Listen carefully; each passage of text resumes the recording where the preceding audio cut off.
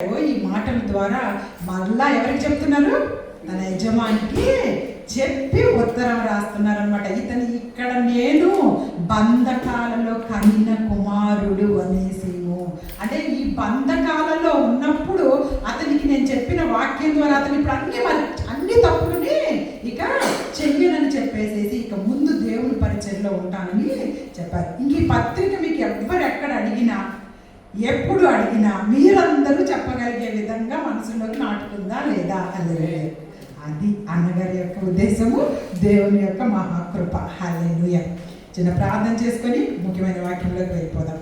మహోన్నతుడ మహాగొప్ప తండ్రి, స్తుతులకు స్తోత్రము కనుగొనైనటువంటి మా ప్రియ పరలోకపు తండ్రి, మధ్యాహ్నకాల సమయంలో మమ్మల్ని సజీవ లెక్కలో ఉంచుకొని ఈ విధంగా మీ సన్నిధిలో నైనా ప్రభా మీ వాక్యాన్ని నైనా మేము అందరం ధ్యానించుకొని చూడగా మీ ఆత్మతో అనుగ్రహించండి తండ్రి. చెప్పబోతుంది నేను కాదు కానీ మీ పరిశుద్ధాత్మ శక్తితో నాతోనూ మాతోనూ అందరితో మాట్లాడమని మా ప్రభు మీ ప్రియకుమార్ యేసేపేట ప్రార్థించి ప్రతిమాలు వేడుకుంటున్నాం తండ్రి. ఆమేన్ ఆమేన్ హల్లెలూయా. మనందరికీ రాబోతున్న కాలం, మనం ఏ కాలంలో ఉన్నామని చెప్పాను, చాలాసార్లు చెప్పాను. ఈ కాలంలో ఏ కాలాలు అంటారు? అంత్యకాలాలు. హల్లెలూయా. అంత్యకాలాలు అలాగే కృపాకాలం. అంత్యకాలమే, కానీ ఈ అంత్యకాలంలో మనం ఎన్ని తప్పులు చేస్తున్నా ఇంకా బతికి బయటపడుతున్నాము అంటే దేనివల్ల? కృప వల్ల. కాబట్టి అంత్యకాలంలో ఉన్నాము, అపాయకరమైన కాలాల్లోనే ఉన్నాము, కానీ దేవుని యొక్క కృప కుమ్మరింపబడుతున్నటువంటి యుగంలో మనం బ్రతుకుతున్నాం. కాబట్టి ఎన్ని తప్పులు చేసినా కానీ మనం ఇంకా కూడా దేవుడు ఏం చేస్తున్నారు? మనకి సమయాన్ని ఇస్తూ ఉన్నారు. వాక్యము దొరకదు, జాగ్రత్త. హెచ్చరిక ఇదే మనకి ముందు వాక్యము దొరకదు, జాగ్రత్త. మనకు అనిపిస్తూ ఉండొచ్చు ఈ మాట నేను చెప్పినా, లేకపోతే బైబిల్ గ్రంథం నుంచి ఒక వచనం ద్వారా దేవుడు మాట్లాడినా మనందరికి అనిపించవచ్చు ఎందుకు వాక్యం దొరకదు అని మాట్లాడుతున్నారు అసలుకి అనేసి. చూడండి ఒకసారి ఆమోసు గారికి రాసిన గ్రంథంలో 8వ అధ్యాయము అందరూ తీయగలిగితే, ఆమోసు గ్రంథము 8వ అధ్యాయము అందరూ తీయండి ఒకసారి. ఆమోసు గ్రంథము 8వ అధ్యాయము 11వ వచనం. ఆమోసు గ్రంథము 8వ అధ్యాయం తీసారా అందరూ? చూడండి. రాబో దినములందు దేశంలో నేను క్షామము పుట్టింది, అది అన్నపానములు లేకపోవట చేత కలుగు క్షామము కాక యెహోవా మాటలు వినకపోవటం వలన కలుగు క్షామముగా ఉండును. ఇదే యెహోవా వాక్కు. రాబోతున్న కాలంలో దేవుని మాట వినకపోవటం వల్ల ఒక క్షామం వస్తుంది. అదేంటి అంటే దేవుని మాటకి మీకు వినిపించని కాలం వస్తుంది. మనుషుడు రొట్టె వల్ల మాత్రమే జీవిస్తాడా? దేవుని నోటి నుంచి వచ్చే ప్రతి మాట వల్ల జీవిస్తాడా?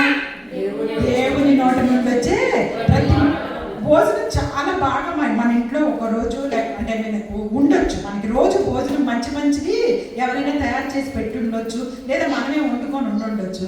కానీ నీ హృదయం నిండా కష్టము, నీ హృదయం నిండా నిరాశ, నీ హృదయం నిండా బాధ ఉందనుకోండి, ఎదుర్కొన్న భోజనం సహించిందా? అప్పుడు మీకు అనిపిస్తుందా ఈ భోజనం వల్ల నేను చాలా సంతోషం ఉండగలను అని? నీ ఎదురుగా బిర్యానీ పెట్టారు, నీకు జరుగుతున్నదేమో అంతా మోసం నీ చుట్టూ, నీ పక్కన ఒక భయంకరమైన స్థితిలో నువ్వు ఉన్నావు. ఆ టైంలో నీకు మంచి బిర్యానీ పెట్టారు, నీకు తినబుద్ధి అవుతుందా? మరి ఎందుకు మనం మామూలుగా మనం ఆలోచించేది దేనికి? జానుడి పొట్ట కోసమే కదండి ఇవన్నీ అని చెప్పి ఏదో కష్టాలు పడతా ఉంటాం కదా, ఆ పని ఈ పని చేసి. మరి ఎందుకు అంత బిర్యానీ పెట్టినా కానీ ఎందుకు తినలేకపోతావు? నీ హృదయం సరిగ్గా తృప్తితో లేదు. కానీ అదే కష్టంలో, అదే శ్రమలో నీతో ఎవరైనా దేవుని మాట మాట్లాడితే అప్పుడు నీకు సంతోషం, సమాధానం ఉంటుందా లేదా? అది మనం అనుభవిస్తే మనకు అర్థమవుతుంది. ఆహారం వల్లనే కాదు కానీ దేవుని నోట నుంచి వచ్చే ప్రతి మాట వల్ల మనము జీవింపబడతాము. హల్లెలూయా హల్లెలూయా. అది అనుభవించిన వాళ్ళకి మనకు తెలుస్తుంది. దేవుని నోట నుండి వచ్చే ప్రతి మాట వల్ల మనం జీవింపజేస్తామైతే ఇక్కడ చూడండి, దేవుని వాక్కు దొరకని కాలం వస్తుంది అంటే మీకు ఎప్పుడు అనిపిస్తూ ఉండొచ్చు అసలు దేవుని మాట ఎందుకు దొరకదండి? ఈ రోజుల్లో ఇంకా బాగా ఏమున్నాయి, యూట్యూబ్లు ఉన్నాయి, ఎప్పుడు కావాలంటే అప్పుడు ఆన్ చేసుకోవడానికి, లేకపోతే ఎప్పుడు కావాలంటే అప్పుడు వినటానికి, అసలు ఇంకా చర్చికి రావాల్సిన పని కూడా లేకుండా కూడా కూర్చొని. అలాంటప్పుడు మీరు ఎలా దేవుని వాక్యం వినపడదు లేకుంటే వాక్యం దొరకదు అని చెప్తున్నారు కనుక ఎవరైనా మనల్ని ఎదురు ప్రశ్న వేస్తే కనుక దేవుని వాక్యము దొరకదు అంటే స్వచ్ఛమైన వాక్యము దొరకదు రాబోతున్న దినాలలో. హల్లెలూయా, హల్లెలూయా. ఎన్ని యూట్యూబ్స్ ఉన్నా, ఎన్ని రకాల మంది మాట్లాడుతూ ఉన్నా, బైబిల్ మీద నీకు నాకు, వాక్యం మీద నీకు నాకు పట్టు లేకపోతే ఏది స్వచ్ఛమైన వాక్కో, ఏది నిజమైనటువంటి వాక్కో తెలియక ఎవరు పడితే వాళ్ళు పెట్టినవి చూసి నీకు నువ్వు కన్ఫ్యూజ్ అయిపోతావు. నువ్వు ఇంకా దేవుల్లో ఇంకొకటి ఆత్మీయ స్థితిలో ఎదిగింప చేయలేని స్థితిలో ఈరోజు ఉన్నామా లేదా?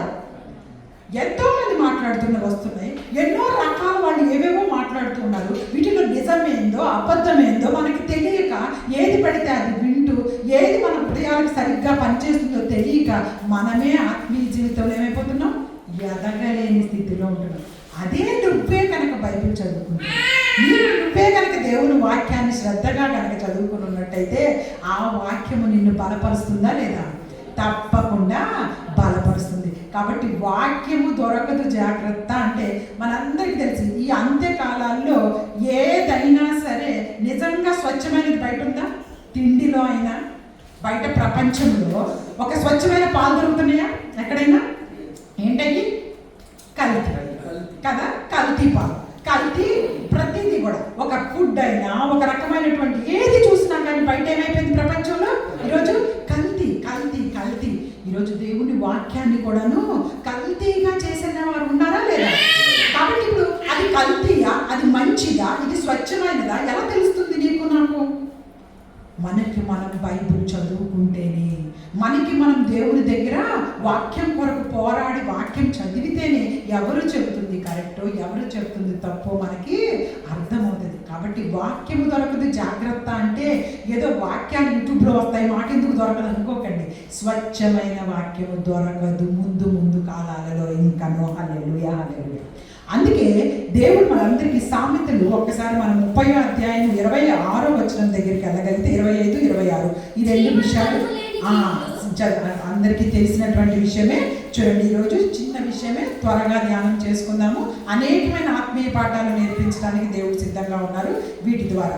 చెప్పండమ్మా. చాలా చీమలు కలుగులేని జీవులు అయినను అవి వేసవిలో తమ ఆహారమును కూర్చుకొని సిద్ధపరచుకొనును. చిన్న కుందేళ్లు బలము లేని జీవులు అయినను అవి పేట సందులలో నివాసములు కల్పించుకొనును. చాలు. ఈరోజు రెండు మాటల గురించే మనం ధ్యానం చేసుకోబోతున్నాం. ఏంటంటే ఫస్ట్ది, చీమలు బలము లేని జీవులు అయినను ఏంటి? అవి వేసవిలో తమ ఆహారాన్ని సిద్ధపరచుకొనును. చిన్న కుందేళ్లు బలము లేని జీవులు అయినను అవి పేట సందులలో నివాసము కల్పించుకొనును. కుందేళ్ళు ఎవరైనా పెంచుకున్నారా? కుందేలు చూసారా లేదా? అందరికీ తెలుసు కదా కుందేలు. కుందేలు బలంగా ఉంటుందా చాలా? దానిని మెయింటైన్ చేసేటప్పుడు కూడా ఎలా పట్టుకోవాలి? దానికి చాలా ఒక రకమైనటువంటి మెయింటెనెన్స్ ఉంటుంది. దాన్ని ఎలా పడితే అంత మన పిల్లలు పట్టుకున్నట్టు, కుక్కలు పట్టుకున్నట్టు, ఏళ్ళంటాలు ఎగరేయించాలి, అవి చేయకూడదు కుందేలుకి కదా. వాటిని ఎంతో జాగ్రత్తగా చూసుకో. అంటే ఏంటి? అవి బలహీనమైనటువంటి జంతువు. అలాగే అది చాలా ఎటువంటిదంతా అక్కడ ఏం రాసి చూడండి, కుందేలు బలము లేని జీవులు అంటే చాలా బలహీనమైనటువంటివి. అయితే ఇప్పుడు ఈ కుందేలు యొక్క ఆశ్రమ స్థానం ఏంటంట? ఒకసారి చూడండి, అది పేట సందులలో నివాసము కల్పించుకొనును. హల్లెలూయా, హల్లెలూయా. ఒకసారి మరలా సామెతల్లోనే అక్కడే 6వ అధ్యాయం దగ్గర కూడా కుందేలు గురించి ఒక మాట చూసుకొని మళ్ళీ వెనక్కి వద్దాము. సామెతలు 6వ అధ్యాయం దగ్గరికి రండి అందరూ కూడాను. సామెతలు 6వ అధ్యాయము, సామెతలు 6వ అధ్యాయము ఒక్కసారి ఉండమ్మా. సామెతలు 6వ అధ్యాయము మనందరం చూసుకోవాలి. 6 నుంచి 8 వచనాలు. సోమరి చీమల యొద్దకు వెళ్ళుము, వాటి నడతలు కనిపెట్టి జ్ఞానము తెచ్చుకోవడం. ఇక్కడ చీమల గురించి మాట్లాడదాం. మళ్ళీ కీర్తనలు 104వ కీర్తన 18వ వచనం దగ్గరికి రండి. కీర్తనలు 104, 18. గొప్ప కొండలు కొండ మేకలకు ఉనికి పట్టు, కుందేళ్లకు బండలు ఆశ్రయ స్థానం. కుందేళ్ళకి ఎవరంటారు ఆశ్రయిస్తాను? కుందేళ్ళకి ఎవరు ఆశ్రయిస్తారు? బండలు, బండలు. కుందేళ్ళు ఇప్పుడు ఎక్కడ దాక్కుంటాయి చెప్పండి? కుందేళ్ళు ఎక్కడ ఉంటాయి? బండల మధ్యలో. కుందేళ్ళు ఎలాంటి జీవులు అని చెప్పాము ఇప్పుడు? చాలా బలహీనమైనటువంటివి జీవులు. ఇప్పుడు అవి ఎక్కడ ఉంటాయి? అవి కూడా అడవుల్లో ఉంటాయి. కానీ ఇప్పుడు అడవుల్లో కుందేళ్ళను తినడానికి ఎన్ని రకాల జంతువులు సిద్ధంగా ఉంటాయి? కుందేలు మాంసం చాలా రుచిగా ఉంటుంది. ఎవరెవరికి? సింహానికి, తోడేళ్లకి, వీటన్నిటికీ కూడా కుందేలు మాంసం చాలా లేతగా, చాలా చక్కగా ఇష్టమైనటువంటి ఆహారము. మరి వీటన్నిటి మధ్యలో నుంచి కూడా కుందేలు తప్పించుకోగలుగుతూ, బ్రతకగలుగుతూ ఈ యొక్క భూమి మీద దాని జీవనం సాగించగలుగుతుంది అంటే అది ఎక్కడ దాక్కుంటుంది? దాని జీవనం ఎక్కడ? బండ సందుల్లో. దాని ఆశ్రయ స్థానం ఎక్కడ? బండ సందుల్లో. ఈరోజు మన జీవితాలు కూడా ఈ లోకంలో బలహీనమైనవా బలమైనవా? మనం అందరము కూడాను బలహీనమైన వారమే. ఏదో ఒక స్థితిలో ఎప్పుడో ఒకరు మనము జారిపోతూనే ఉంటాము, పడిపోతూనే ఉంటాము. కానీ ఈరోజు మన ఆశ్రయ స్థానం ఏది చేసుకుంటే నువ్వు సేఫ్టీగా ఉంటావు అంటే యేసుక్రీస్తు అనే బండ చాటుకు వచ్చేసేయాలి. హల్లెలూయా, హల్లెలూయా. అనేకమైనటువంటి సింహాలు ఒక కుందేళ్ళను చూసి పట్టుకుందామని వస్తే అది చక్కగా బండ మధ్యలోకి వెళ్ళి దూరిపోయింది అనుకోండి, బండ సందులోకి వెళ్ళి దూరిపోయింది అనుకోండి, కుందేలు ఎంతసేపు అయినా బండ మీద కొట్టి కొట్టి కొట్టి ఏమైపోద్ది? బండ ఏమన్నా పగలుతుందా? బండలో నుంచి కుందేలు బయటకు వస్తుందా? రాదు. సింహం ఏమైపోతుంది? వెళ్ళిపోతుంది. కాబట్టి ఈరోజు అపవాది సాతాను గర్జించు సింహం వలె ఎవరిని మింగుతున్నా అని ప్రతిరోజు మన మీద అటాక్ చేయడానికి వస్తున్నప్పుడు నీ ఆశ్రయ స్థానం ఏం చేసుకొని ఉండాలి? నువ్వు ఇప్పుడు బండ అంటే ఎవరు? మన యేసుక్రీస్తు ప్రభువాన్ని కనుక నువ్వు ఆశ్రయ స్థానంగా చేసుకొని ఉంటే దేవుడే మనందరినీ కూడాను కాపాడతారు. మరి మనం అందరము కూడా యేసుక్రీస్తు ప్రభువారి యొక్క బండ అనేటటువంటి ఆయన యొక్క వచ్చేసి మనం బాప్తిసం తీసుకున్నామా లేదా? ఎంతమంది బాప్తిసాలు తీసుకొని ఇంకా తీసుకోకుండా ఉన్నాము? ఆయన ఆశ్రయించలేకుండా మనం ఇంకా ఉంటున్నామంటే మన జీవితాలు బయట బలహీనమైపోయి ఉంటాయి. హల్లెలూయా, హల్లెలూయా. కాబట్టి ఈ దినం మనతో దేవుడు మాట్లాడుతున్నాడు. అలాగే చీమల గురించి కూడా ఇంకొకటి చెప్పి మరలా దేవుని యొక్క వాక్యము, ముఖ్యమైనటువంటి వాక్యము, ఎందుకు మన వాక్య ధ్యానంలోకి వెళ్ళాలో చూద్దాం. చూడండి ఒకసారి, ఇందాక మనం చదువుకున్నట్టుగా సామెతలు 6వ అధ్యాయం 6 నుంచి 8 వచనాలు చదవండి అమ్మా. సోమరి చీమల యొద్దకు వెళ్ళుము, వాటి నడతలను కనిపెట్టి జ్ఞానము తెచ్చుకోము. వాటికి న్యాయాధిపతి లేకున్నను, పై విచారణకర్త లేకున్నను, అధిపతి లేకున్నను, అవి వేసవి కాలము ఆహారం సిద్ధపరచుకొనును, కోతకాలమందు ధాన్యము కూర్చుకొనును. హల్లెలూయా, హల్లెలూయా. చీమల సంగతి మనందరికీ తెలుసు. మన ఇళ్లలో చీమలు ఏ కాలంలో వస్తాయి? ఎండాకాలంలో చీమలు ఎక్కువ వస్తాయి. ఎండాకాలంలో చీమలు ఇంట్లో ఎక్కువగా తిరుగుతూ ఉంటాయి. ఎందుకు చీమలు ఎప్పుడు చూసినా కానీ చీమల్లో అంట 10,000 రకాల చీమలు ఉన్నాయంట. ఈ 10,000 రకాల చీమల్లో కూడాను ఈ చీమలకి న్యాయాధిపతి లేదు, పై విచారణకర్త లేదు, ఒక అధికారి కూడా లేడు. అంటే నువ్వు ఇలా వెళ్ళు, ఇలా నడువు, ఇలా చూసుకో అని చెప్పేసి చీమలకు చెప్పేవాళ్ళు ఎవరు కూడా లేరు. అయినప్పటికీ చీమలు ఎప్పుడు ఏం చేస్తూ ఉంటాయి? మీరు చూసారు ఎప్పుడన్నా చీమల్ని? అవి ఎప్పుడు ఏం చేస్తుంటాయి? వెళ్తూనే ఉంటాయి. ఏం చేస్తుంటాయి? వెళ్తూ ఆహారాన్ని సమకూర్చుకుంటూ ఉంటాయి. ఎందుకు ఎండాకాలంలో అవి ఆహారం సమకూర్చుకుంటాయి చెప్పండి? చీమలు ఎండాకాలంలో ఆహారాన్ని సమకూర్చుకోవడానికి తిరుగుతూనే ఉంటాయి. మన ఇంట్లో పడ్డవి, కింద పడ్డవి, షుగర్ ఏది కావాలో తీసుకెళ్తూనే ఉంటుంది. ఎందుకో తెలుసా? వర్షాకాలంలో అది బయటకు వెళ్ళలేదు కాబట్టి. వర్షాకాలంలో నీటికి అది తడిచిపోయి చనిపోతుంది, బయటకు వెళ్ళిపోతే అది ప్రవాహానికి కొట్టుకుపోతాయి. అలాగే చలికాలంలో కూడా వాటికి బయట కురిసే చెమటికి చలికి ఏమీ దొరకవు వాటికి. అందుకని వేసవి కాలంలోనే ఆహారాన్ని సమకూర్చుకుంటుంటాయి. వాటి మీద న్యాయాధిపతి లేడు, పై అధికారి లేడు, ఒక విచారణకర్త లేడు. నువ్వు ఇలా చేసుకోవాల్సింది ఈరోజు పని, ఇలా చేయకపోతే నీకు జీతం కట్ చేస్తా అని చెప్పేవాళ్ళు ఎవ్వరూ లేరు. అయినప్పటికీ కూడా చీమ తన యొక్క పనిలో తను శ్రద్ధగా చేసుకుంటూ ఉంటుంది. అందుకే దేవుడు చీమలను చూపించి ఏమంటున్నాడంటే, నువ్వు వాటి దగ్గరికి వెళ్ళి జ్ఞానము తెచ్చుకో. ఇంతకాలం బతుకుతున్నాం, ఇంత వయసులో వచ్చేసే మన జీవితాలకి. అలాగ మనము ఎప్పుడు దేవుని వాక్యం దొరుకుతుందో ఆ వాక్యం కొరకు పాటుపడాలి. ఆ వాక్యం దొరికేటటువంటి సమయంలోనే మనం నేర్చుకోవాలి అనే జ్ఞానం మనకి ఎప్పుడైనా వచ్చిందా? ఎప్పుడైనా మన జీవితాల్లో ఓటీలు చేస్తుంటారు కదా, ఎక్స్ట్రా డ్యూటీ.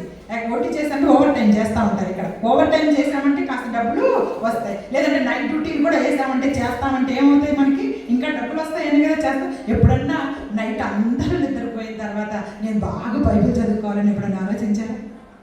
ఒక గంట అందరూ నిద్రపోతే ప్రశాంతంగా ఉంది ఈరోజు, చక్కగా నేను చాలాసేపు నైట్ డ్యూటీ చేస్తాను, ఎట్లా చేస్తాను అట్లాగే ఈరోజు అంతా ఒక గంట సేపు నేను కూర్చొని వాక్యం చదువుకోవాలి. ఇందాక అంతా ఈ పని చేసేవాళ్ళు వీళ్ళు హడావుడి ఉంటారు, నేను అసలు బైబిలే చదువుకోలేకపోయాను అని ఎప్పుడైనా అనిపించిందా? దేవుని వాక్యం కొరకు నైట్ డ్యూటీ చేద్దాం అనిపించిందా? చెయ్యాలి అని అనిపించిందంటే ధన్యులు. హల్లెలూయా, హల్లెలూయా. ఆ విధంగా దేవుని యొక్క వాక్యం కొరకు మనం పరిగెత్తాలని దేవుడు ఆశపడుతూ ఉన్నారు. పేతురు గారు రాసిన మొదటి పత్రిక ఒకసారి మనందరం తీయగలిగితే దేవుని వాక్యం ఎలా ఉంటుందో చూడండి. ఒకసారి పేతురు గారు రాసినటువంటి మొదటి పత్రిక 2వ అధ్యాయము 2వ వచనం చూడండి. అందరూ కూడా పేతురు గారు రాసినటువంటి సమస్తమైనటువంటిది అందరు తీయండి, అందరూ తీసి ఎదురుగా వస్తున్నటువంటి స్క్రీన్ మీద కూడా చూడండి. చెప్పండి. సమస్తమైన దుష్టత్వము, సమస్తమైన కపటము, వేషధారణను, అసూయను, సమస్త దూషణ మాటలను మాని కొత్తగా జన్మించిన శిశువులను పోలిన వారే నిర్మలమైన వాక్యమని పాల వలన రక్షణ విషయంలో ఎదుగు నిమిత్తం ఆ పాలను ఆపేక్షించుడి. హల్లెలూయా, హల్లెలూయా. చూడండి, ప్రభువు దయాళుడని మీరు రుచి చూచి ఉన్న ఎడల, రుచి చూసామా లేదా దేవుని ప్రేమను ఎవరైనా మన జీవితాల్లో చూసామా లేదా? ఆ పాట తెలుసా మనందరికీ? రుచి చూసి యెహోవా ఉత్తముడని కదా. హల్లెలూయా. మనము రుచి చూసి ఎరగడం అంటే ఏంటంటే, ఒకరోజు నీ కష్టము, ఒకరోజు నీ శ్రమ, ఒకరోజు నీ బాధ, ఈ ఇబ్బందుల్లో ఉన్నప్పుడు నువ్వు ప్రార్థన చేసుకోగానే దేవుని యొక్క ప్రేమ రుచి చూపించి ఎవరో ఒకరి ద్వారా నీకు ఆదరణ కలిగించినటువంటి ఆ సందర్భం గుర్తొస్తే ఆయన ప్రేమను మీరు రుచి చూచినట్టే. హల్లెలూయా, హల్లెలూయా. ఇక్కడ చూడండి ఎంత గొప్ప మాట అంటే, ప్రభువు దయాళుడని మీరు రుచి చూచి ఉన్న ఎడల. ఆల్రెడీ చూసేసాం మన జీవితాల్లో ఇప్పటి వరకు బ్రతుకున్నామంటే ఆయన చేసిన మేలు, ఆయన చేసిన కృప వల్ల ఈరోజు మనం అందరికీ ఈ విధంగా బ్రతుకున్నాం. అంటే ఆయన ప్రేమ మనందరం ఏం చేసాము? రుచి చూసాము. అయితే ఇప్పుడు ఏం చేయాలి? రుచి చూచి ఉన్నాడులా సమస్తమైన దుష్టత్వం, సమస్తమైన కపటన, సమస్తమైన వేషధారణ, అసూయ, దూషణ మాటలు మాని. వీటిల్లో మనం వేటిల్లో ఉన్నామో మనల్ని మనం టిక్కు కొట్టుకోండి. వేటిల్లో మనం ఎక్కువగా పడిపోతున్నామో మనల్ని మనం ఒకసారి ప్రశ్నించుకోవాలి. సమస్తమైన కపటంగా ప్రవర్తిస్తున్నామా? దుష్టత్వం మన జీవితాల్లో ఉందా? వేషధారణ ఉందా? అసూయలు ఉన్నాయా? దూషణ మాటలు ఉన్నాయా? వీటన్నిటినీ మానాలట. ఆయన ప్రేమను రుచి చూచిన వారైతే మాని క్రొత్తగా జన్మించిన శిశువుని పోలిన వారే. కొత్తగా జన్మించింది కదా, శిశువుని పోలిన వారే నిర్మలమైన వాక్యమనే పాల వలన రక్షణ విషయంలో ఎదుగు నిమిత్తం. దేని వల్ల ఎలాంటి పాలను మనం తీసుకోమంటున్నారు? నిర్మలమైన వాక్యమనే పాలతోటి పెరగాలట. ఇప్పుడు మనం అలాంటి పాలను మనం తీసుకోమని దేవుడు చెప్తున్నారు. రక్షణ విషయంలో ఎదగాలి. ఇప్పుడు ఈ పాలు తీసుకొని దేంట్లో ఎదగాలి మనము? రక్షణ. ఆయన ఉచితంగా కుమ్మరిస్తున్నటువంటి రక్షణ. మనకి ఇంకా సమయం ఇస్తున్నాడంటే నువ్వు నేను మంచి వాళ్ళమని కానీ కాదు. ఈ లోకంలో సమయం ఇంకా మనకు దొరుకుతుంది, ఇంకా మనం బ్రతికే ఉన్నాము అంటే అది కేవలం ఆయన ఉచితంగా ఇస్తున్నటువంటి కృప. ఆ కృప ద్వారా ఆయన ఏం చేయాలనుకుంటున్నాడు? మనందరినీ రక్షణ కల్పించాలనుకుంటున్నాడు. ఆ రక్షణ దేని ద్వారా వస్తుంది? బాప్తీసం తీసుకుంటే. హల్లెలూయా, హల్లెలూయా. నువ్వు ఎన్నోసార్లు చర్చికి రావచ్చు, ఎన్నోసార్లు వాక్యం విని ఉండొచ్చు, ఎన్నోసార్లు మోకరించి ప్రార్థించుకొని ఉండొచ్చు, కానీ నువ్వు ఇంకా బాప్తీసం తీసుకోలేదంటే మాత్రం దేవుని దృష్టిలో నువ్వు పాపుల లెక్కలోనే ఉన్నావు. బాప్తీసం తీసుకొని దేవుని దగ్గరికి వచ్చిన మనందరము ఉచితమైన రక్షణలో నిలబడి ఉన్నాము. అయితే నిలబడి ఉన్నవారు పడిపోకుండా చూసుకోవాల్సిన బాధ్యత మనకి దేవుడు అప్పచెప్పున్నారు. ఇక్కడ చూడండి, ఆ పాలను రక్షణ విషయంలో ఎదుగు నిమిత్తము ఆ పాలను ఆపేక్షించుడి. హల్లెలూయా. ఇంకా అపోస్తలుడైన పౌలు గారు ఎప్పుడు ఏమంటూ ఉంటారంటే, మీరు ఇంకా ఇంతసేపు ఎదుగుతున్నప్పటికీ, మీకు ఇంత వయసు వస్తున్నప్పటికీ అయినప్పటికీ కూడాను మీరు ఇంకా మొట్టమొదట ఇచ్చిన పాలు తాగేవారిగానే ఉంటున్నారు, కానీ మాంసాహారం తినేవారిగా అసలుకి తయారవ్వట్లేదు అంటున్నారు. అంటే మనకి ఇంకా డీప్గా వాక్యం చెప్తే నిద్ర వచ్చేస్తుంది కదా. డీప్గా వాక్యంలోకి వెళ్ళిపోతే ఏమైపోతుంది, నిద్ర వచ్చేస్తుంది. మనకేదో వాళ్ళు అక్కడికి వెళ్ళారంట, ఆమెకి చేయి బాగు చేశాడు దేవుడు, అతన్ని లేపాడు, వాళ్ళందరి మీద చక్కగా ఆయన దయ కురిపించగానే వాళ్ళందరూ స్వస్థపడ్డారు అంటే అంతవరకు మనకి సంతోషంగా వెళ్ళిపోతుంటాం. అవి ఎలా ఉంటాయి అంటే మొట్టమొదటి మీరు పాలు, ఇంకా ఇప్పుడే పాలు తాగే పిల్లల్లాగా ఇంకా మొట్టమొదటి పాఠాలే మీకు చెప్తా కూర్చోవాలా. ఇంకొంచెం లోపలికి వెళ్తే మాంసాహారం పెడదామనిపిస్తుంది మీ అందరికీ, కానీ తినే స్థితిలో లేరు, వాటిని అరిగించుకునే స్థితిలో లేరు. ఇప్పుడు చిన్న పిల్లలకి టియాకి పాలు పడితే తాగిద్ది, కానీ మటన్ తీసుకొచ్చి పెడితే తింటదా? తినదు.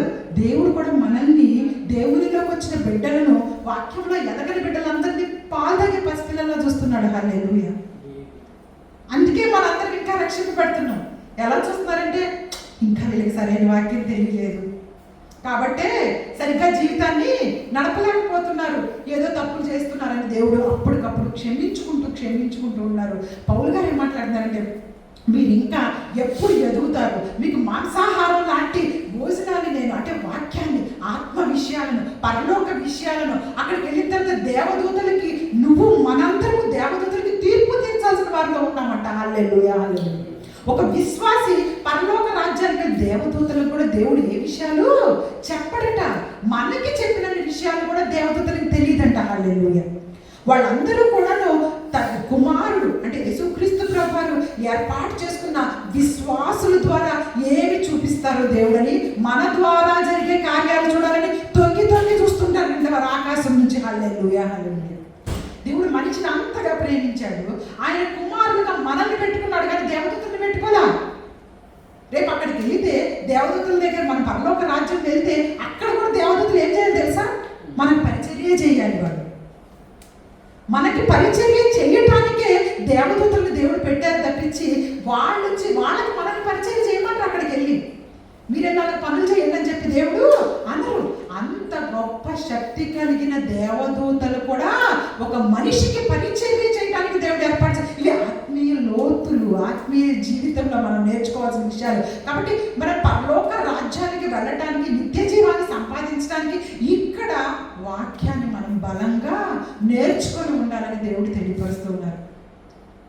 అంత గొప్ప ధన్యత దేవుడు అక్కడ మనకి ఇవ్వాలి అని అనుకుంటూ ఉంటే, ఆ ధన్యతలోకి మనం వెళ్లకుండా ఈ లోక కష్టాలు, ఈ లోక శ్రమలు, ఈ లోక బాధలు, వీటిలోనే కొట్టుమిట్లాడిపోతూ 60 ఏళ్ళ జీవితం కోసం అనేకమైన దుష్టమైన మాటలు, అసూయలు, కోపాలు, అపవిత్రమైన పనులు, వీటి గురించి దేవుడు ఈరోజు మనతోటి సూటిగా మాట్లాడుతూ ఉన్నారు. మనం చాలా జాగ్రత్తగా ఉండాలి. చీమల యొద్దకు నువ్వు వెళ్ళి నేర్చుకో. అవి ఎందుకు వేసవి కాలంలో పంట కూర్చుకుంటాయి. ఇంకా తెలుసా, తెలివి కలిగినటువంటి కొన్ని గొప్ప గొప్ప చీమలు, రాణి చీమలు అంటారు. చీమలు మీరు చూస్తే మీకు తెలుస్తుంది, అటు తలకాయ లావుగా ఉంటుంది. అదే నల్ల చీమల్లో పెద్ద చీమలు మీరు చూస్తూ బక్కుటినే అంటే ఇంక అంతే. సో అలాంటి ఆ చీమలు, రాణి చీమలు చాలా తెలివి కలిగినాయి అంట. చీమలన్నింటిలో ఇవి ఏం చేస్తాయో తెలుసా, ఈ బియ్యము అవి మన కందిపప్పులకి తీసుకెళ్తాయి చూసారా, ఈ పప్పులు తీసుకెళ్ళినవి వర్షాకాలంలో అవి చిన్నగా అంట బయటకు వేసి ఒక మొక్కలు కూడా తెప్పించగలనంట. హల్లెలూయా, హల్లెలూయా. వర్షంలో అవి దాచుకున్న వాటిని నేల తడవగానే అవి బయటకు వేస్తాయంట. అవి ఎక్కడ దాక్కున్నాయి అక్కడి నుంచి బయటకు వచ్చి అక్కడ వేసి అక్కడ ఒక చిన్న మొలకను తీసుకొచ్చి మళ్ళీ ఆ మొలకని ఆ చీమ కొరికి కొరికి కొరికి వాటన్నిటి ఒక ఉండలా చేసేసి దాచిపెట్టుకుంటుందంట. హల్లెలూయా. అంత జ్ఞానం కలిగినటువంటి చీమల దగ్గరికి వెళ్ళి నువ్వు జ్ఞానం తెచ్చుకో. చిన్న చీమలు, బలహీనమైనటువంటి, మన కాళ్ళ దగ్గర పడితే చచ్చిపోయే చీమలు మన చేతి దగ్గర గబుక్కుని మన మీద కుడితే ఒక్క మాటలా అంటే చచ్చిపోతాయి. కుట్టగానే మనం ఊరికే ఉంటామా, నలిపి చంపేసేదాకా వదిలిపెట్టాం కదా చీమలైనా దేన్నైనా. అలాంటి చీమల దగ్గరికి వెళ్ళి దేవుడు ఏం చెప్తున్నారు, జ్ఞానము తెచ్చుకో. నీకు సమయం ఉన్నప్పుడే సమకూర్చుకో. ఏంటి, చీమలంటే ఆహారాన్ని సమకూర్చుకుంటున్నాయి, కానీ నువ్వు నేను సమకూర్చుకోవాల్సింది ఏంటి, దేవుని యొక్క వాక్యము దొరకదు. స్వచ్ఛమైన వాక్యము రాబోతున్న కాలాల్లో అనేక మంది యూట్యూబ్లోనూ అనేక మంది ఏవేవో చెప్తూ ఉంటారు. అవేంటో నీకు అర్థం కాదు, నాకు అర్థం కాదు. ఎందుకంటే మనం ఎప్పుడు బైబిల్ చదవకపోతే వాళ్ళు చెప్తుంటే కరెక్ట్ అనుకొని అటు అనుసరించి చేస్తూ ఉంటాము. ఇంకొకరు చెప్పింది మళ్ళీ వచ్చి వాళ్ళు ఇది కాదంటారు. ఈ రోజులో వచ్చినటువంటి తప్పుడు బోధలు మీకు అందరికీ తెలియదు కాదు కదా. యేసుక్రీస్తు ప్రభువారు దేవుడు కాదని వచ్చినాయి పెద్ద పెద్ద. యేసుక్రీస్తు ప్రభువారి దేవుడు కాదు అనేటటువంటి బోధలు వచ్చినప్పుడు నీకు ఎంతవరకు తెలిస్తేనే కదా మనం బలంగా నిలబడగలిగి ఇతరులతోటి యేసుక్రీస్తు ప్రభువారి దేవుడు అని నేను చెప్పగలిగే స్థితిలోకి ఈరోజు జ్ఞానం తెచ్చుకోమని దేవుడు మనల్ని బట్టి మానుకుంటూ ఉన్నారు. ఒకసారి చూడండి, రోమాపత్రిక మనందరం చూసుకోగలిగితే రోమాపత్రిక 9వ అధ్యాయం 5వ వచనం. పితరులు వీరివారు శరీరమును బట్టి క్రీస్తు వీరిలో పుట్టెను. ఇక్కడ చదవండి, ఎందుకని అసలు దేవుడిని యేసుక్రీస్తు ప్రభువారిని కాదు అని అంత మాట్లాడటానికి వీళ్ళకి ఎంత ధైర్యం వస్తుందంటే నాకు అదే అర్థం కాదు. ఒక్కసారి రోమాపత్రిక 9వ అధ్యాయం 5వ వచనం చదువుతున్నాం చూడండి. పితరులు వీరివారు శరీరమును బట్టి క్రీస్తు వీరిలో పుట్టెను. ఈయన సర్వాధికారి అయిన దేవుడైంది నిరంతరము స్తోత్రార్హుడై ఉన్నాడు. ఆమేన్ ఆమేన్. ఆయన ఎవరు? ఆయన సర్వాధికారి అయిన దేవుడు యేసుక్రీస్తు ప్రభువారు. మన కొరకు శరీరాకారం ధరించుకొని లోకంలోకి వచ్చి అనేక శ్రమలు పడి మన అందరికీ విమోచన కలిగించడానికి ఆయన వచ్చి ఉన్నారు. అలాంటి ఆయనను పట్టుకొని దేవుడు కాదు ఇంకా ఏవేవో మాటలు అనేవారిని లోకంలో యూట్యూబ్స్లో మీరు చూస్తూనే ఉంటారు కదా. చూస్తూ ఉన్నప్పుడు ఆ మాటకి మీరు వ్యతిరేకంగా మీరు అది కాదు యేసుక్రీస్తు ప్రభువారు నిజమైన దేవుడు అని చెప్పాలంటే మనకి ముందు ఏముండాలి? జ్ఞానం ఉండాలి బైబిల్ వాక్యం మీద. దినం దేవుడు మరలా మనతో మాట్లాడడానికి ఇష్టపడుతూ ఉన్నారు. ఒక్కసారి మనందరూ ఆశ్రయస్థానముగా క్రీస్తు ప్రభువారిని చేసుకున్నామా లేదా? చూడండి, మనకందరికీ తెలిసినటువంటి కీర్తనలు 91 మొదటి అధ్యాయం మొదటి వచనం, 91వ అధ్యాయం మొదటి వచనం. అనేక సార్లు 91వ కీర్తన కూడా చూడకుండా నేర్చుకోమని చెప్పాను. ఈ 91వ కీర్తన ఎంతమందికి చూడకుండా వచ్చు? అది వచ్చు. హరిత మొత్తం చెప్తావా? లే రా చెప్పు. హరిత చేత నేను చెప్పిస్తున్నానంటే ఎన్నోసార్లు తన పాపం చెప్పింది నాకు. అక్క చెప్పిన వాక్యాన్ని బట్టి, వాక్యం దొరకదనే మాటని బట్టి నేను నేర్చుకున్నాను. బస్సులో వెళ్ళినా తనకి ఏ ప్రమాదంగా ఇబ్బంది అనిపించినా ఆ వాక్యాన్ని చదువుకుంటుందట, ఆమె గుర్తు చేసుకుంటుందంట. వెంటనే మైకి కూడా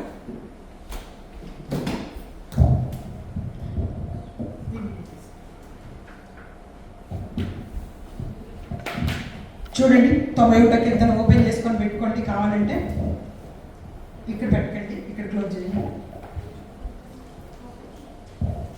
మహోన్నతుని చాటును నివసించేవాడు, సర్వశక్తిని నీడను విశ్రమించేవాడు, ఆయనే నా ఆశ్రయము, నా కోట అని నేను యెహోవాను గురించి చెప్పుచున్నాను. వేటగాని ఊరిలో ఉండి ఆయన నన్ను రక్షించును, నాశనకరమైన తెగులు రాకుండా ఆయన నన్ను విడిపించును. ఆయన రెక్కలతో నన్ను కప్పును, ఆయన రెక్కల కింద నాకు ఆశ్రయం కలుగును.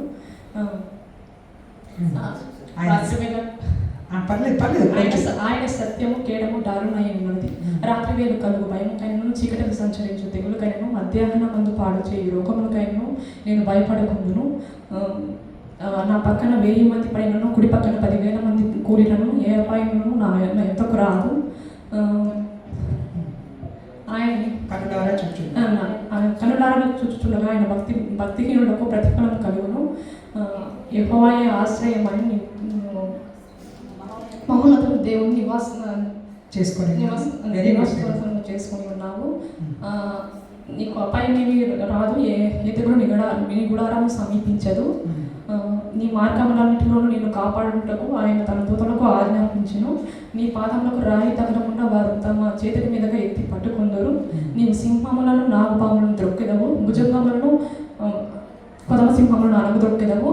అతను నన్ను ప్రేమించుచున్నాడు కనుక అతను నేను విడిపించెదను, అతను తప్పించెదను. అతను నా నామం ఎరిగిన కనుక అతను నేను గణపరిచెదను.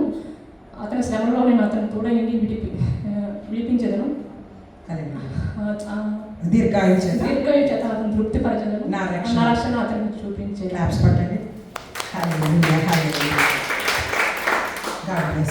Bless you.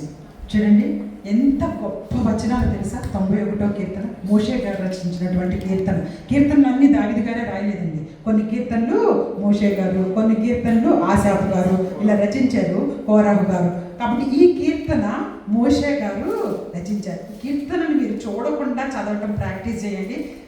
వచ్చే వారం హరితకి గిఫ్ట్ ఇస్తాను. చదివి చూడకుండా చెప్పిన ప్రతి ఒక్కరికి కూడా నేను నా సొంతగా ఒక గిఫ్ట్ తీసుకొని వస్తాను. చూడండి నిజంగా ఆ కీర్తనని చదువుకున్నప్పుడు ఏ అపాయం మీ వద్దకు రాదు. అక్కడ చూస్తున్నారా ఎంత గొప్ప విషయం మాట్లాడుతూ ఉన్నారు. రాత్రి వేళ కలిగే భయాలకి, పగటి వేళ ఎగిరే బాణాలకి. బాణాలంటే ఏంటి? ఆ బాణాలు ఏం బాణాలు? సాతానేసే బాణాలు, నువ్వు పడిపోతున్న బాణాలు. ప్రతి దినము నీకు అటు నుంచి ఇటు నుంచి నీ కంటి ద్వారా చేయాలనుకుంటున్న పాపాలు, నీ చేతుల ద్వారా చేయాలనుకుంటున్న పాపాలు, నీ నోటి ద్వారా చేయాలనుకుంటున్న ఇవే బాణాలు.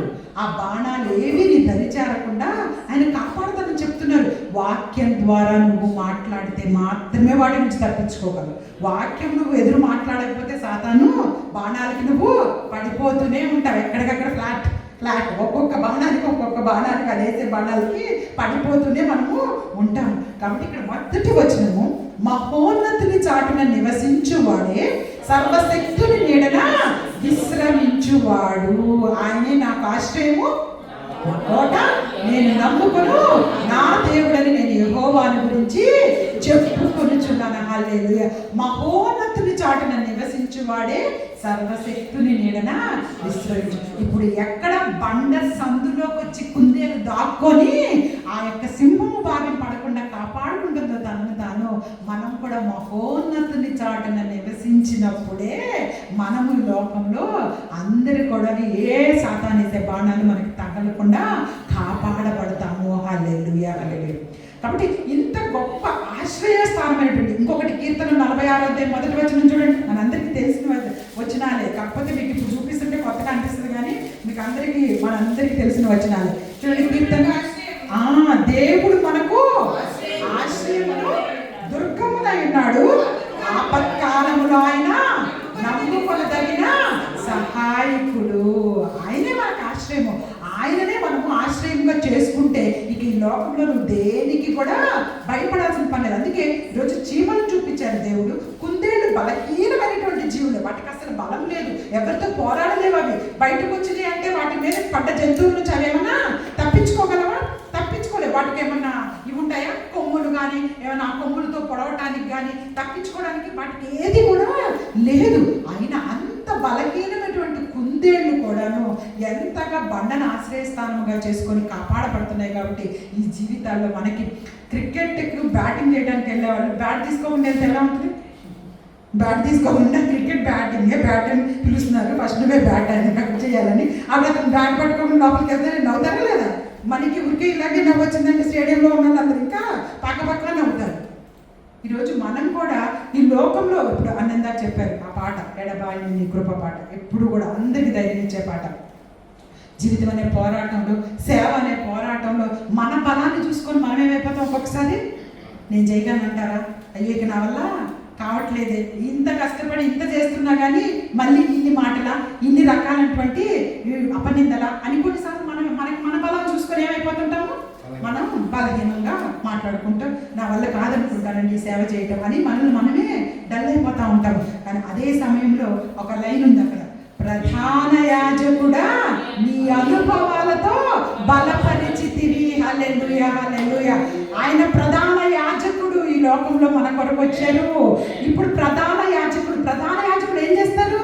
అందరి పాపాలను తీసుకొని వెళ్ళి ఆ యొక్క తండ్రి దగ్గరికి వెళ్ళేసేసి అందరి పాపాలను గురించి పాపపు ఒప్పుకొని చేసి వారందరి గురించి ప్రార్థన చేస్తూ ఉంటారు ప్రధాన యాజకుడు. ఏది? ఈ లోకంలో ఉన్నటువంటి ప్రధాన యాజకుడు. ఇప్పుడు మన ప్రధాన యాజకుడు ఎక్కడున్నారు?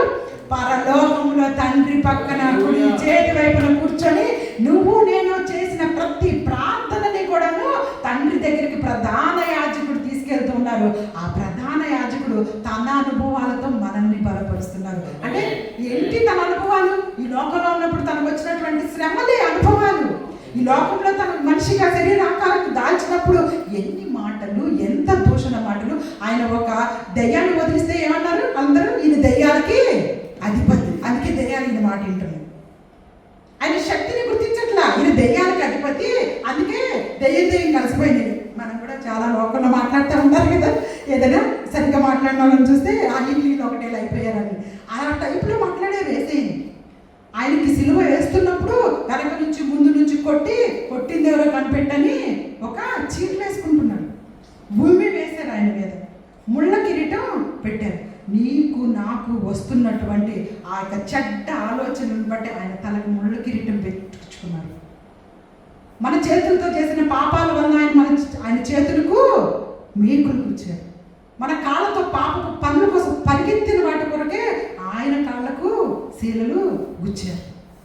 ప్రతి విషయము మన కొరకు ఆయన లోకానికి వచ్చి ప్రతి విషయము త్యాగం చేసి వెళ్ళినటువంటి ఆయనను పట్టుకొని వాక్యం మనకి సరిగ్గా తెలియకపోతే ఇగో యేసుక్రీస్తు ప్రభువు దేవుడు కాదంతా అని ఎవరన్నా చెప్పారనుకోండి, కరెక్ట్గా వాక్యం అదంతా వినేసేసి నిజమే అనుకొని వెళ్ళిపోయే స్థితిలో ఈరోజు క్రైస్తవ్యం బ్రతుకుతూ ఉంది. కాబట్టి నిజమైనటువంటి వాక్యం మనకు తెలియాలి అంటే సమయం ఉన్నప్పుడే ఆయన దగ్గరకు వచ్చేసేయాలి. కుందేళ్ళు చీమలను చూపించి దేవుడు బలహీనమైనటువంటి అవే ఆశ్రయ స్థానంగా బండలు చేసుకుంటే ఈ లోకంలో ఎంత ధైర్యంగా బ్రతుకుతున్నాయి. అలాంటప్పుడు మీరందరూ నన్ను ఆశ్రయ స్థానంగా చేసుకుంటే మీరు కూడా ఈ లోకంలో ధైర్యంగా అన్ని పోరాటాలను జయించగలుగుతారని చెప్పేసి ఈరోజు క్రీస్తు ప్రభు వారు మనందరితో, పరిశుద్ధాత్మ దేవుడు మనందరితో మాట్లాడుతున్నారు. కాబట్టి చీమలను చూసి కుందేళ్ళను చూసి దేవుడు బలంగా మనకు నేర్పించాలనుకుంటున్నారు. అవి వేసవి కాలము అంత పని చేసుకోవడానికి కారణం ముందు దొరకదని. కాబట్టి రేపు వాక్యము నీకు స్వచ్ఛమైనది దొరకది అని తెలిసినప్పుడు, వాక్యము దొరుకుతున్న సమయంలో, నీకు కళ్ళు ఇంకా బాగున్న సమయంలోనే నువ్వు బైబిల్ వాక్యం దగ్గరకు వచ్చి చదువుకోవాలి. దేవుడే మనందరినీ కూడాను ఆయన నిత్య రాజ్యంలోకి నడిపించునుగాక. హల్లెలూయా, ఆమేన్. ఈ చిన్న వాక్యాన్ని దేవుడు ఆశీర్వదించి దీవించునుగాక. ఆమేన్. God bless you.